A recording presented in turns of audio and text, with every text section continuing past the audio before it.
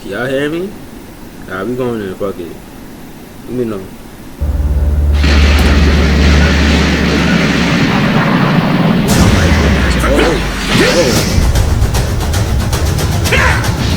Why didn't he miss Sparkling Zero though?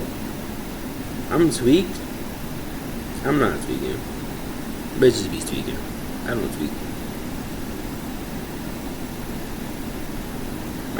If y'all wonder what I'm doing, I'm trying to hear myself on my stream. I want to make sure I'm sounding good. Like, why my shit sound fried, bro?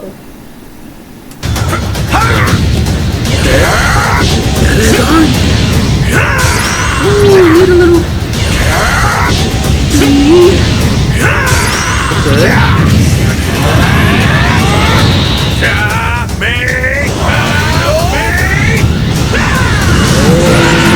He surrounded himself with the Kamehameha energy. What? It's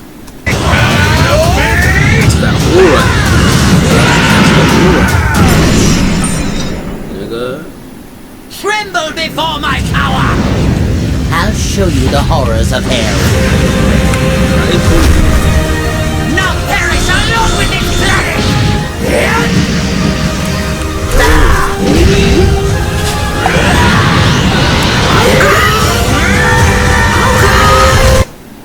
See, and this shit look more cartoonish though.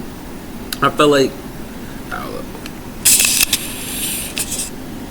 like okay, all the time Tenkaichi that thing, it was more animated, but it should look more real looking. I felt like they could have made it a little more real looking, but I'm dragging it.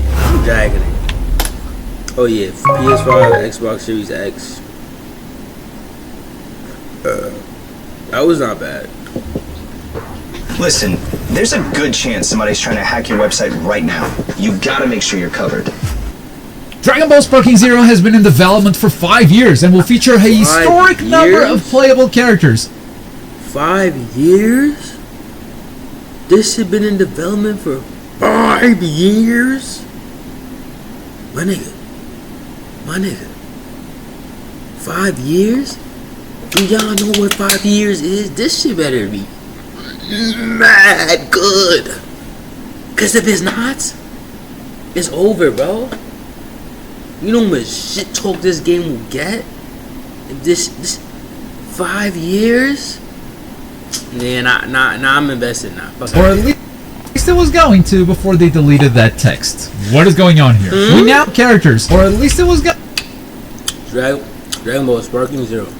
Take the 11-minute gameplay of Budokai Tenkaichi series and raise it to a whole new level. Dragon Ball Sparking Zero has a historic number of playable characters, each with signature abilities, transformations, and techniques, and unleash the fighting spirit with you and take the fight to arenas that crumble and react to your power as the battle rages on.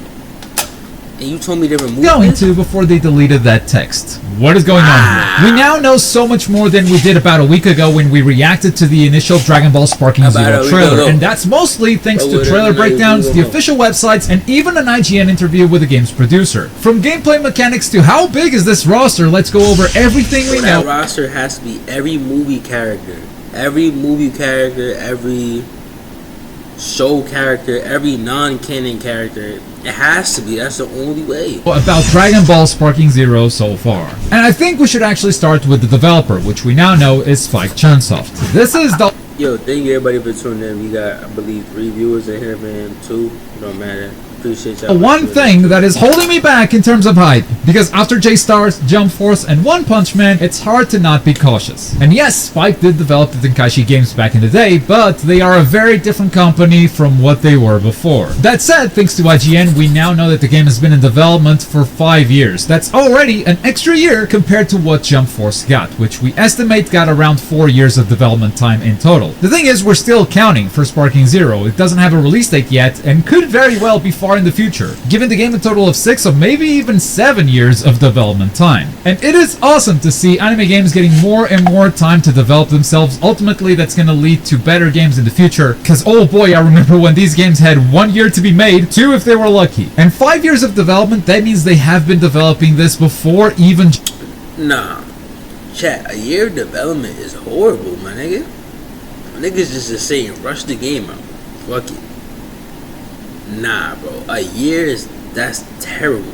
Jump Force came out. That means they were working on Sparking Zero during the entire development and release of One Punch Man: A Hero Nobody Knows, which honestly is not surprising given what they put out. However, I will say that development time isn't everything. We can find developer builds for Naruto Storm Connections on Steam from back in January 2019, meaning Storm Connections got at least 4 years and 10 months of development, and you still cannot invite friends to play online. I'm sure we won't have the same problem here, but something that is pretty much confirmed at this point is that split screen local multiplayer will not be returning. They haven't spelled it out yet, but if you look at the US website, you can see that it's single player offline and multiplayer is only online. The Steam page also says single player and online PvP, so for as much as split screen is a staple of Tenkaichi page, also there's no co-op. There's no local multiplayer, bro. That's bad. That's very bad. Says single player and online PvP, so for as much as split screen is a staple of Tenkaichi, it's just not a staple of modern gaming, and so Bandai is opting to not have it at all. That means if you're gonna have a friend over, you cannot fight against them on the same platform, which is gonna make offline tournaments a bit tricky for this, if we ever do them, of course, but that's something that we'll have to figure out with Jujutsu Kaisen very, very soon. So by the time we get to Sparking Zero, we'll know what to do. With that said, the biggest selling point for this game is arguably the roster. That's what Tenkaichi is known for, the most impressive Dragon Ball roster of all time. Tenkaichi 3 had 161 characters, transformations included, so how big will be the roster for Sparking Zero? Well, last week fans were losing their minds because the website said it would have an historic number of playable characters. That's a really strong quote. However, after that initial reaction, the text was actually changed and now reads an impressive number of playable characters. And that has made me a little bit paranoid. Nigga, can you read, bro? Incredible or impressive? Then now reads an impressive number of playable characters. And that has made me incredible. So I went from historic to incredible. That's definitely down. You went from historic meaning off the charts. That's supposed to be numbers you never seen before. Now incredible sounds like we gonna add like a little 25 piece. I don't know about that one, bro. A little bit paranoid. There are 100 different reasons why the text could have been changed, but it almost felt like a reaction to how fans received these news. No matter how you look at it, from historic to impressive, it sounds like they downgraded their text. Like they're trying to keep expectations low, like they were scared of how fans reacted to historic numbers. Then I heard the Spanish website actually said this was the biggest roster in Tenkaichi history. Fortunately, I can read Spanish, and that's not the case at all. It just says, learn to master several playable characters. It's not even an impressive roster anymore. French also says incredible, that's incroyable right there. According to a couple of friends of mine, the German website also says incredible. The Italian website says a vast cast of characters. So it wasn't until I found the Brazilian website that I finally found them spilling the beans. We're getting 404 playable characters, baby! Okay, no jokes, there is actually hope, and that's on the Japanese website. This bit of text says 3D battle action featuring the largest character roster in the series. That's the Shonen Games translation at the very least, but that is still up on the Japanese website to this day. So what is happening here? Why is the European website downgrading their text while the Japanese site clearly says this is the biggest roster in the series? And so to clarify this, I reached out to my Bandai Namco source, and they said, let me just pull it up. Who are you? Please get out of my house. I will call the cops. Help, help, help. So that didn't really answer my question. Now I have zero doubts that this game will have the biggest roster a Tenkaichi game has ever seen. The question is, do we have that roster at launch, or is that a post-DLC thing? Want a satisfying, remote-friendly job that pays well? Get into tech quickly with 1010. We're not like other boot camps. We're better. So much better. Our employment numbers are the high. For now, it's just wait and see. All we can do is keep breathing in the hopium. If anything, the number of characters they announced on this first trailer alone is pretty impressive and a very good sign that the roster will be huge. For one trailer alone, we already have 20 characters announced. I'm including transformations, of course, because these often change the characters' movesets, so I think they should be counted as separate characters. Or at least they used to in previous Tenkaichi. We'll see how this one works. Special highlight to Bergamo and Mr. Satan being announced, showing how far they're willing to go. Really letting you know that everyone is here. And I've said it during the reaction, but from this trailer alone, it really looks like the focus will be on on Dragon Ball Super. Dropping the Z from the title of the game is the first big sign, and looking at the roster, it's 99% Dragon Ball Super, which is not to say there won't be other time periods from Dragon Ball represented. I mean, we have Cell already confirmed, and we saw Trunks from Dragon Ball Z, so that time period is definitely featured in the game. I just think there will be a bigger focus on Dragon Ball Super, which is why it makes sense for characters like Bergamo to make it in. In fact, DBS Hype also said on Twitter that according to his source, this game will have original Dragon Ball characters all the way to the newest Dragon Ball Daima that's airing next year, going through Dragon Ball GT as well. Now obviously take this with a grain of salt. I respect and trust DBS Hype, that's why I'm even mentioning this at all. But at the end of the day, it is a rumor from an unconfirmed source, and also it doesn't say anywhere if this is at launch or if this is going to be DLC launched in the future. At this point, we just don't know. The message seems kind of mixed right now, overall. The EU website downgrading the text, but Japan just saying, yeah, it's the biggest one ever. And then Bandai being kind of quiet and secretive about this. I don't know. Maybe they just weren't fans of me breaking and entering, but I'm optimistic. More than I was last week, for sure.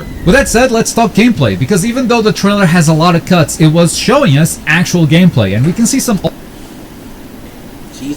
old systems returning, as well as new ones at play. Starting with super attacks, just like in Tenkaichi, some attacks are going to be instant, where they go into a cutscene like Vegeta right here, and others will happen in real time, like Goku's Kamehameha. As you can see, this one doesn't go into a cutscene at all, you just charge it in real time. In Tenkaichi, cinematic supers are usually a lot more powerful, because you don't have to wait for a long animation to shoot it out. Time freezes while you're in the animation, which means your super comes out faster. Meaning that's already a pretty bad sign for base Goku. Low tier confirmed, but it does look like Super Saiyan Blue transformation is gonna give him a cinematic Kamehameha. This does seem like a higher level of animation though, so I wouldn't be surprised if this ends up being his meteor attack, his ultimate, instead of just a regular super. And speaking of supers, beam clashes are back. Or are they? There's a little hint that these two beams are gonna clash during the trailer, but it immediately cuts out, so we're left to wonder. Is this just a cinematic moment, like a cutscene in the story mode, or are we actually getting beam clashes again? The website does seem to say so in this text right here, with breathtaking visuals and authentic combat moves like beam clashes. This doesn't outright confirm a beam clash system, but I think it would be very misleading of them if something like this wasn't in the game. So I think we can assume it's in the game for now, and if it's not, we can get very, very angry. I do hope it's not the old school spin the stick system, you know, you have to rotate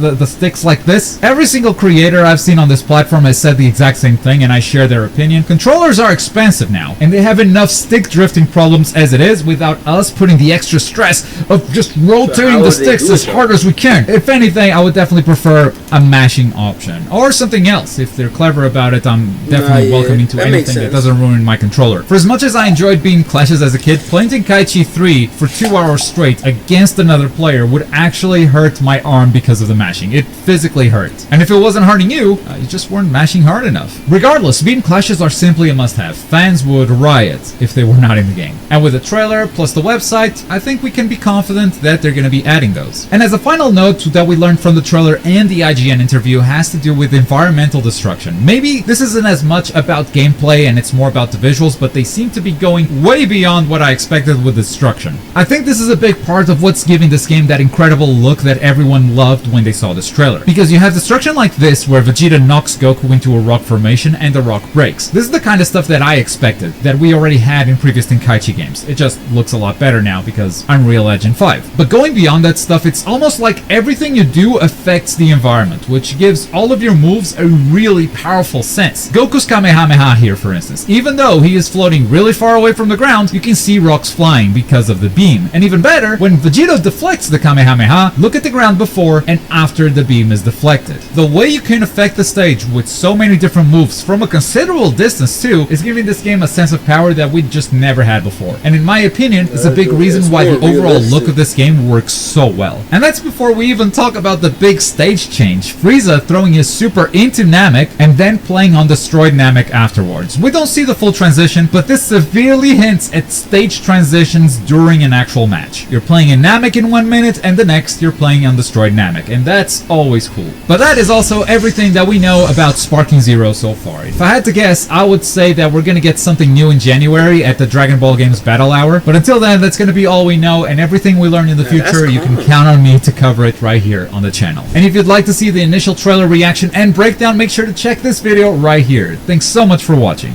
Bye.